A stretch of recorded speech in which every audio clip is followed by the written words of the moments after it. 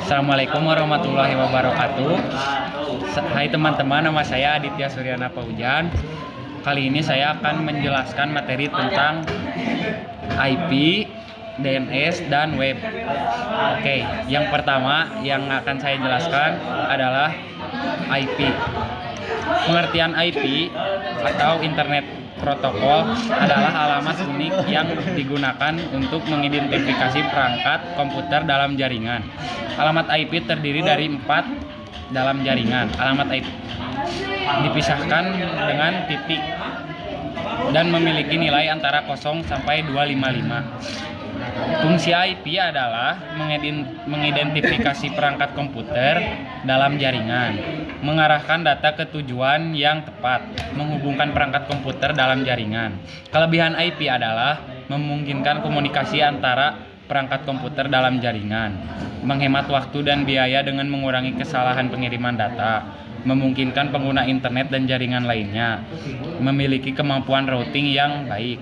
Kekurangan IP adalah alamat IP dapat berubah-ubah. Alamat IP dapat digunakan oleh perangkat lain. IP tidak memiliki kemampuan keamanan yang baik, serta IP dapat digunakan untuk melakukan serangan cyber.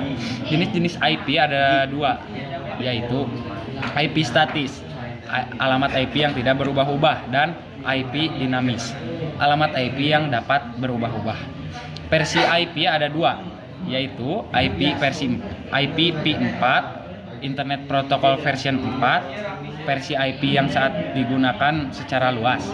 Yang kedua, IPv6 atau Internet Protocol version 6. Versi IP yang lebih baru dan memiliki kemampuan yang lebih baik.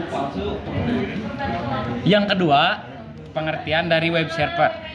Web server adalah perangkat lunak atau perangkat keras yang berfungsi untuk menerima permintaan HTTP. Yang kedua adalah web. Web adalah perangkat lunak atau perangkat keras yang berfungsi untuk menerima permintaan HTTP atau Hypertext Transfer Protocol dari klien seperti browser web dan mengirimkan kembali respon dalam bentuk halaman web, gambar, file, atau data lainnya.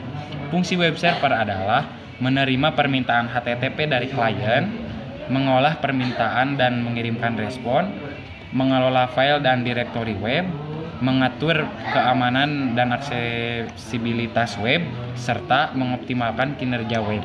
Jenis web server yaitu adalah Apache HTTP server. Yang kedua, Nginx.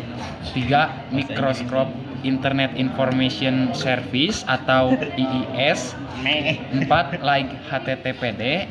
5, Blastfish. Cara kerja web server adalah klien atau browser web mengirimkan permintaan HTTP ke web server. 2, web server menerima permintaan dan mengolahnya. Ketiga, web server mengirimkan respon dalam bentuk halaman web, gambar, file, atau data lainnya. Keempat, klien menerima respon dan menampilkan halaman web atau file yang diminta. Kelebihan web server adalah 1. Memungkinkan pengguna untuk mengakses informasi dan sumber daya melalui internet. 2. Memungkinkan pengguna untuk berinteraksi dengan aplikasi web dan layanan online. 3. Memungkinkan pengguna untuk mengakses file dan direktori web. 4. Memungkinkan pengguna untuk mengatur keamanan dan aksesibilitas web. Yang kekurangan web server adalah rentan terhadap serangan cyber dan keamanan, dapat mengalami gangguan dan downtime, dapat memerlukan biaya operasional yang tinggi, dapat memerlukan keahlian teknis yang tinggi untuk mengelolanya. Yang ketiga adalah DNS. Definisi DNS atau Domain Name System adalah sistem yang menerjemahkan nama domain menjadi alamat IP atau Internet Protocol yang dapat dipahami oleh komputer dan perangkat lainnya. Fungsi DNS adalah 1. Menerjemahkan nama domain menjadi IP. 2. Mengarahkan pengguna ke situs web server. 3. Mengatur komunikasi antara perangkat komputer dan server. 4. Mengoptimalkan kinerja jaringan. Cara kerja DNS adalah pengguna memasukkan nama domain di browser web. Terus browser web mengirimkan permintaan ke DNS resolver. Nah, dari DNS resolver mengirimkan permintaan ke DNS server. Dari DNS server menerjemahkan nama domain menjadi alamat IP. DNS server mengirimkan alamat IP ke DNS resolver. DNS resolver mengirimkan alamat IP ke browser web. Browser web mengakses situs web dengan alamat IP yang diterima. Jenis DNS adalah 1. DNS primer atau primary DNS. DNS yang pertama kali diakses oleh pengguna. Yang kedua, DNS sekunder atau secondary DNS. DNS yang diakses jika DNS primer tidak tersedia. Yang ketiga, DNS caching.